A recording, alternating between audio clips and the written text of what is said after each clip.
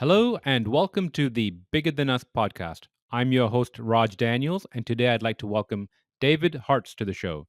David is an award winning architect, but for the purpose of this interview, I'm going to focus on the fact that in 2018, David led his team, Skysource, to become the grand prize winner in the Water Abundance XPrize out of a field of 98 teams from 27 countries.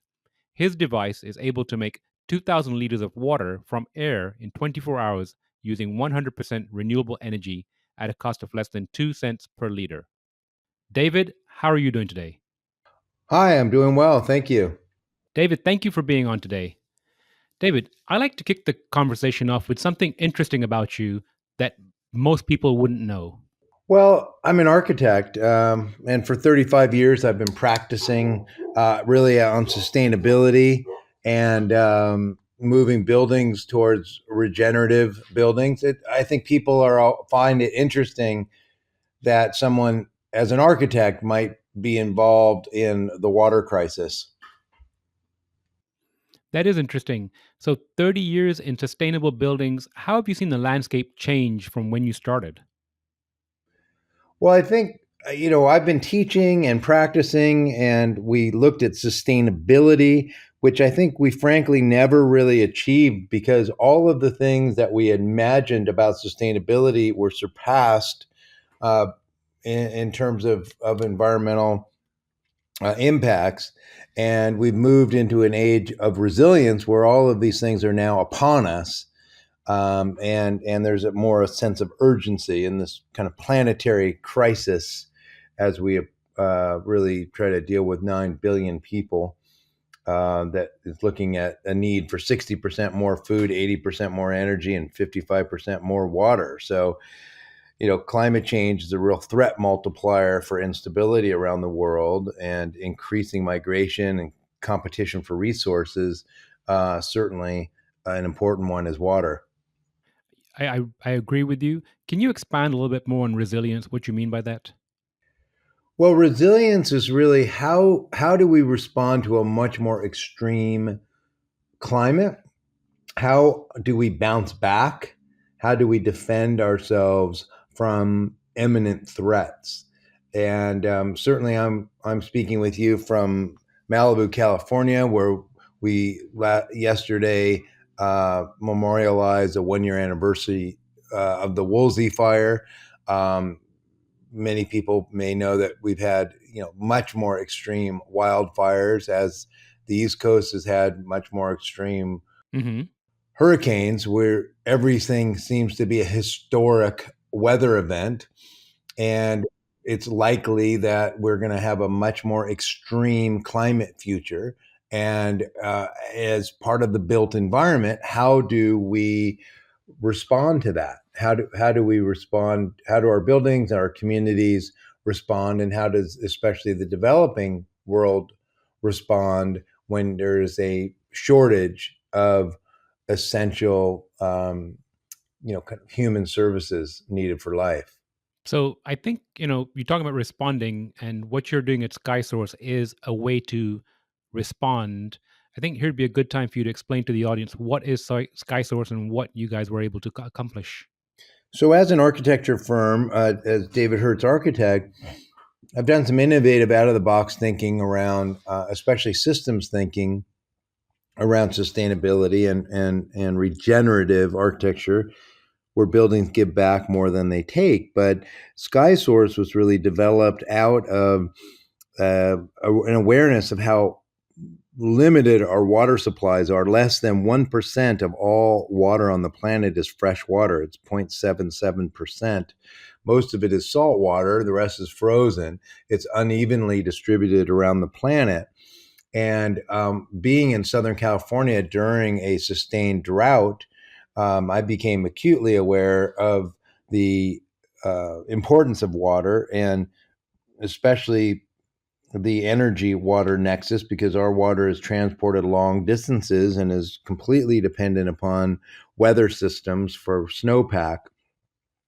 And I began to study water more thoroughly, and SkySource came about as skysource.org, as a nonprofit to um, think about water and the democratization of water, not the commodification or corporatization of water. I installed solar to power an atmospheric water generator at my architecture firm in Venice, to give that water away free for the homeless. And then we continue to water 80 urban farm boxes using kids aged out of the foster care program, to grow food for a community that doesn't have really, that's somewhat in a food desert.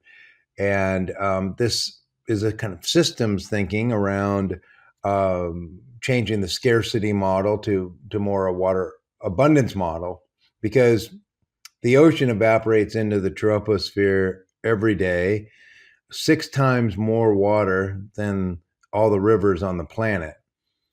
And so Skysource is really, how do we, if the sky is the source and water is the source, how do we achieve that? That is really the goal, for maximization of water, as a kind of point of use solution around the world. And without giving away too much of the patent information, can you explain how the technology works? Yes, in simplistic terms, we take the humidity that's in the air. We also, what we did to be really unique around the renewable energy side, as you mentioned, amongst a wide field of teams on the Water Abundance XPrize, was to use a process called biomass gasification, to use the process of pyrolysis to heat up biomass that exists around the world, agricultural waste, woody waste, rice husk in India, coconuts on tropical island. They all contained um, volatiles that can be used to drive an engine to make energy at 1/10 the cost and 1/10 the area of solar, uh, at any given condition. It also contains moisture vapor. So we're able to heat up that moisture vapor and recycle it, creating our own augmented hot and humid environment, which we then can collide with a cooler surface to create condensation. So the device that we came up with is called WeDo. It's wood to energy deployed emergency water.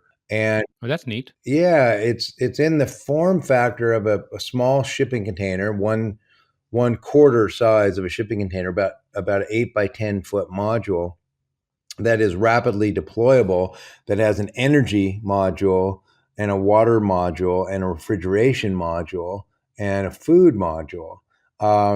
It could also have a battery module. So it's a kit of parts that is somewhat antithetical to central infrastructure, because we could say that the resilience imperative, really the ecological imperative of the 21st century, demands nothing less than an overhaul of civic infrastructure in this age of foreseeable disruption for an extreme climate future. So, the idea is that these are mobile, they're redundant, they're modular, and they are local, highly localized micro utilities, and they are therefore inherently more resilient. Not only do they provide self-reliance for small communities at a micro scale, but they provide climate resilience, because of their redundancy, and they're not as vulnerable to large system failure with single failures. And ultimately, they could even be used for disaster relief, because they could swarm and expand and contract as needed to address scarcity. That is interesting. How far along on the commercialization path are you? So we're really at the beginning of the commercialization. We won the X Prize last year. The X Prize, of course, was not about winning the X Prize. It was about bringing water to people. It's been 1 year, and we've been absorbing a tremendous amount, developing our implementation plan, and we have been um, really expanding our fundraising, uh, component that we're about to roll out, that really looks at impact investment funding to cover the first cost of these we do's and to get them out around the world in a deployable model that can where we can get a lot of feedback data on. So, for those that might not be familiar with the XPrize, can you share a little bit of information about the XPrize?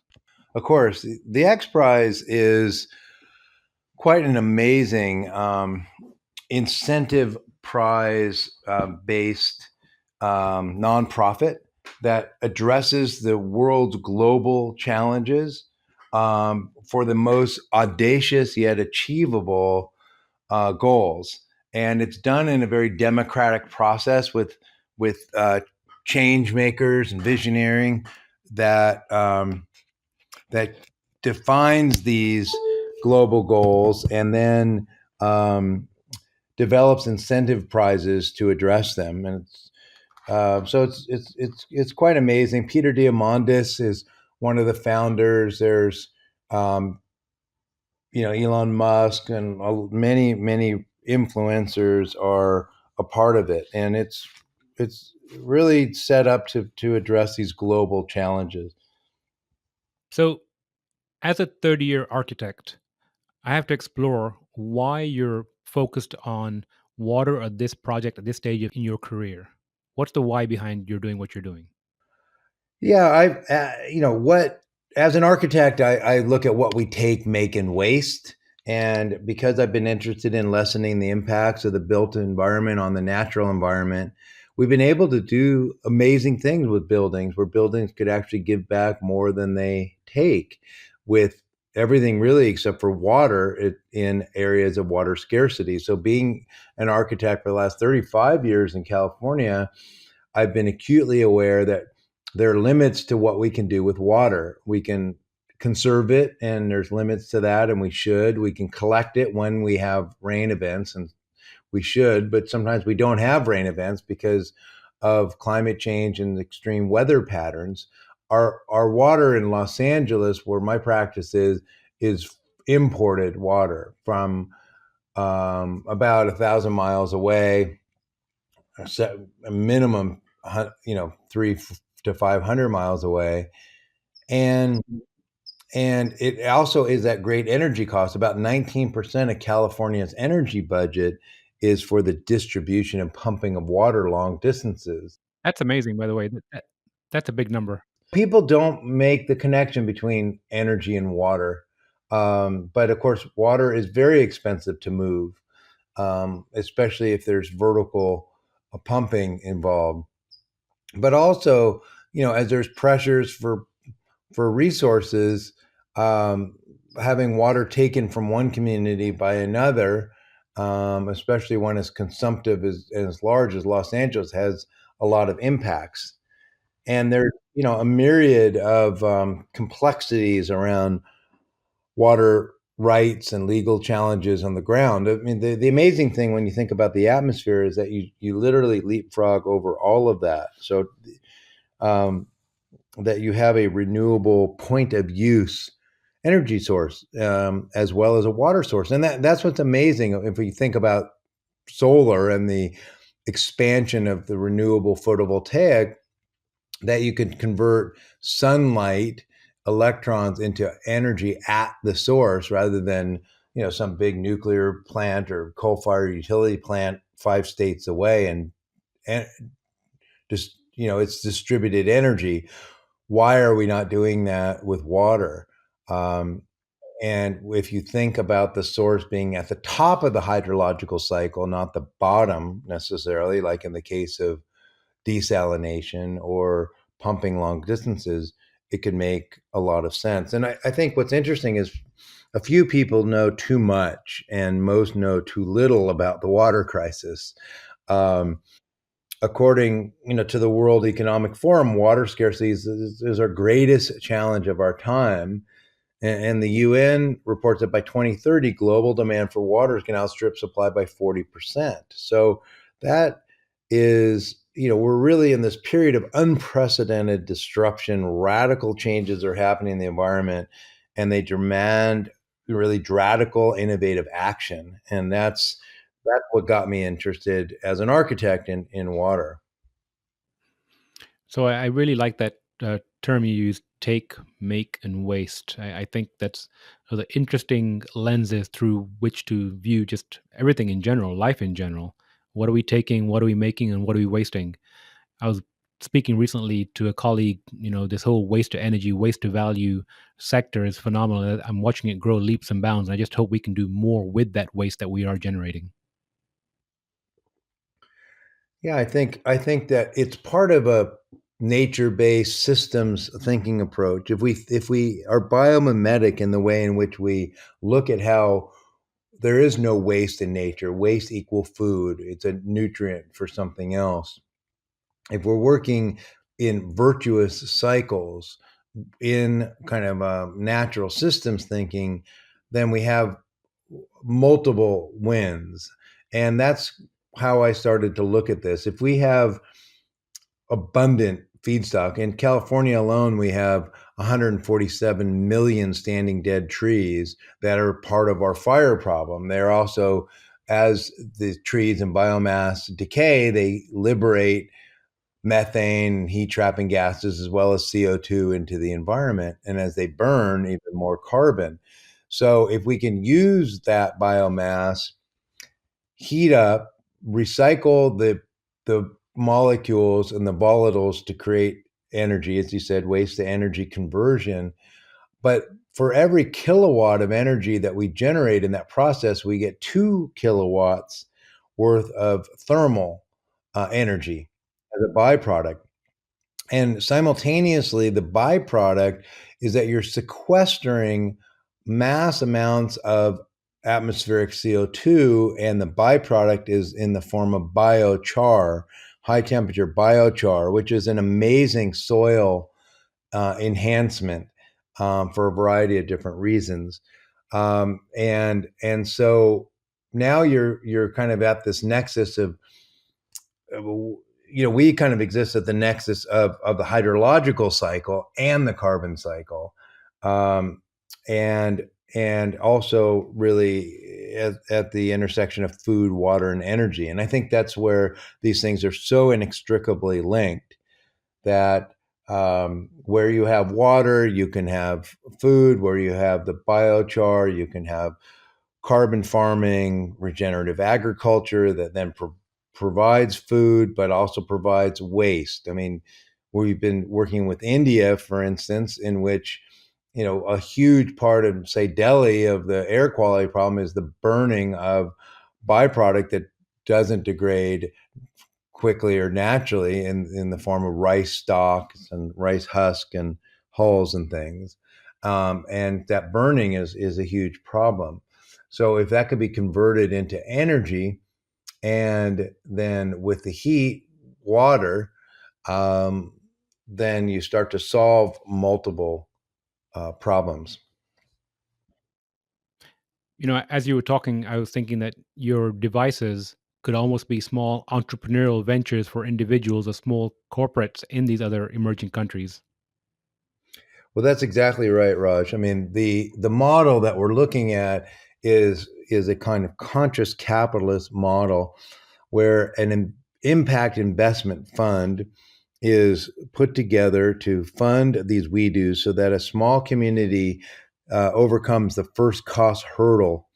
And so there's no cost. We partner with a local nonprofit that really understands the culture and the people on the ground. Let's just take, for example, women in large parts of the world are away from the villages, walking for water long distances with a myriad of problems. What if a women's cooperative was formed around a we do, and that the instruments of service of electricity and water and biochar and actually even cooling were sold as a micro utility, and as such that a low impact, low interest loan is paid back, but leaving generous proceeds for the community. And that community then controls its own micro utility. Now, maybe that's done with microgrids in the peri-urban interface zone where where there's maybe unreliable utility infrastructure.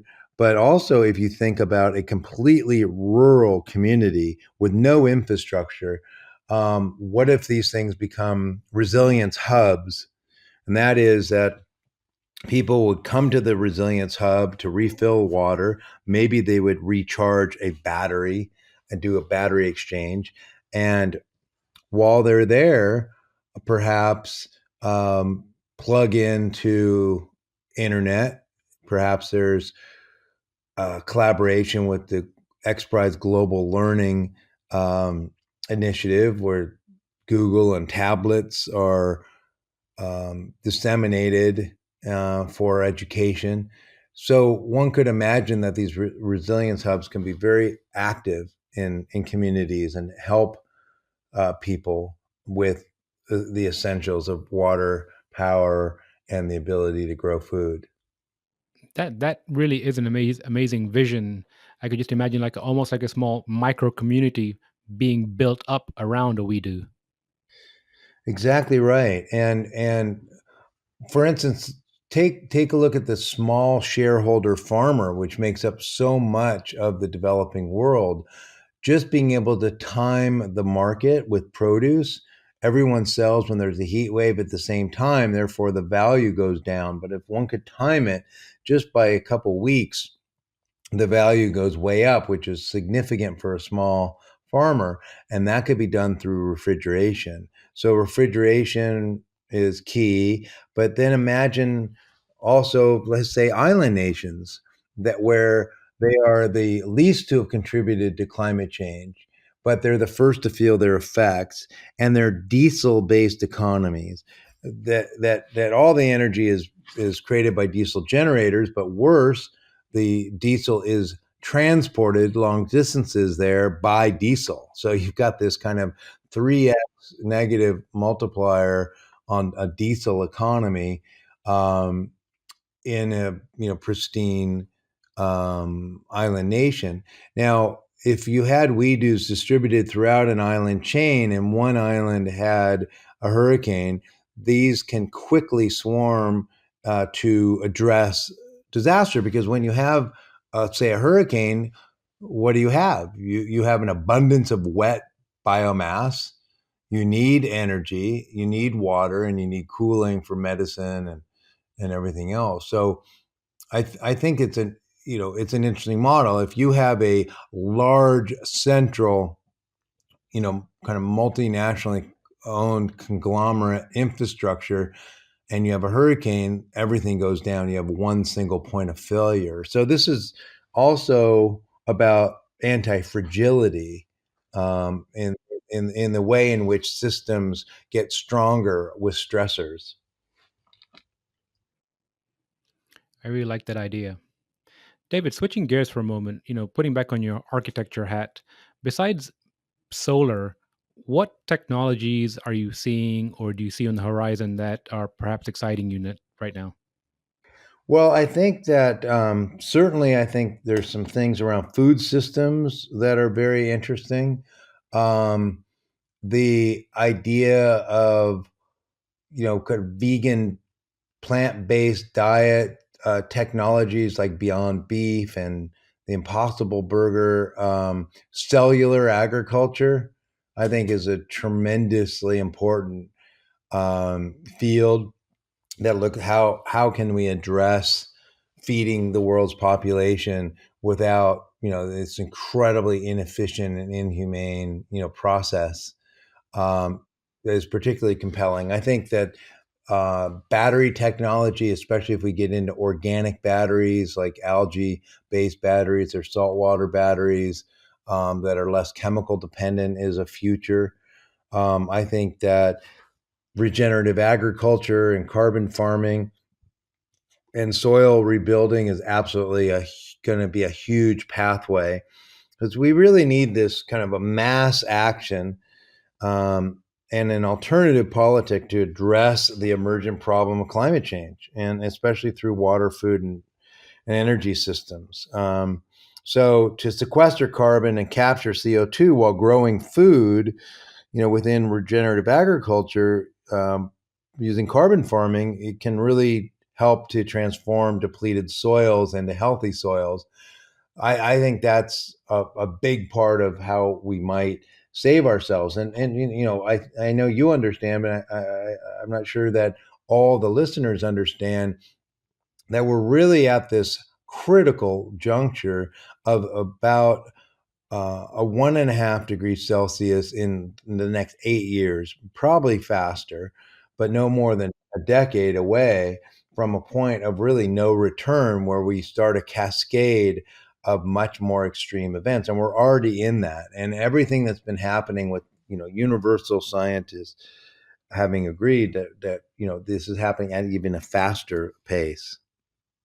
So, teeing off on that, what advice would you give the audience regarding sustainability or perhaps something they could do to help contribute to lessening the impact?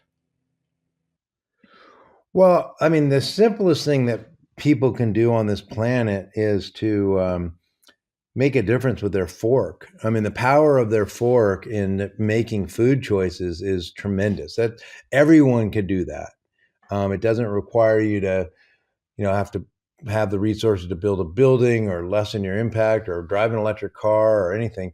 Just changing your diet. Now, obviously, a plant-based diet is tremendously less consumptive on many, many things, including methane and water use and um, many other things that are incredibly destructive. So even if it's a meatless Monday, if it's as our city of Santa Monica, initiates. I mean, even at a minimum, reducing what you can to encourage more plant-based diet is probably the single most important thing that almost everybody could do.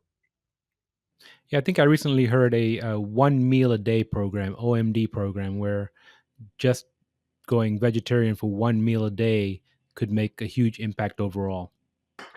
Right. So I think then that's the most accessible for most people.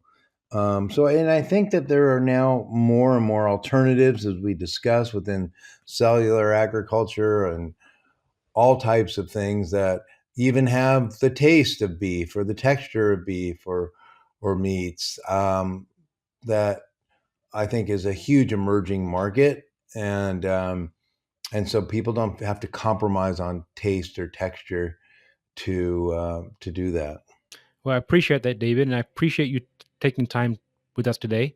Is there any last word you'd like to share? No, I just think that we're in an age of resilience. It's just critical that we design systems that bring us together, really sharing universal access to significant and transformative technologies to survive the journey. We're on the spaceship Earth, as Buckminster Fuller called it.